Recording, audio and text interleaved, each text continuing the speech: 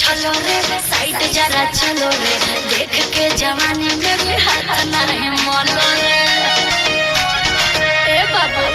हाय मैं छलो रे साइड जरा चलो रे देख के जवानी में भी हाथ नहीं मोलो रे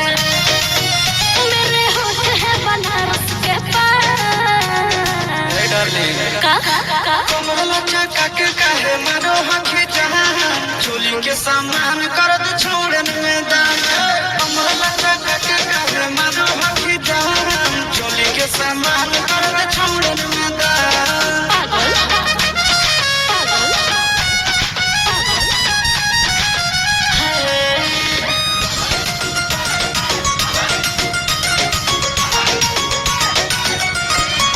सुनो सजना रे लाडो कंगना रे मैं दिखा दूंगी लुटा दूंगी चीज अपना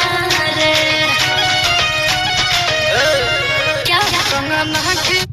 ले पूरा पटना गे आज लहंगा में घट दे घटना गे अभी अभी तो मैं हुई हूँ जवान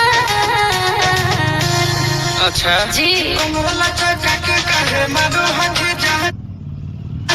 चोली के सामान कर दे छोड़न में दान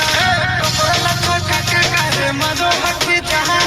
चोली के सामान कर दे छोड़न में दान काला डाली ऐसे के झुमका पे झारखंड हिला दूंगी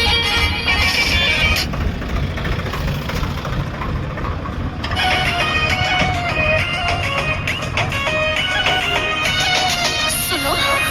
राना बाज राजा बजाओ बाजा मैं नाचूं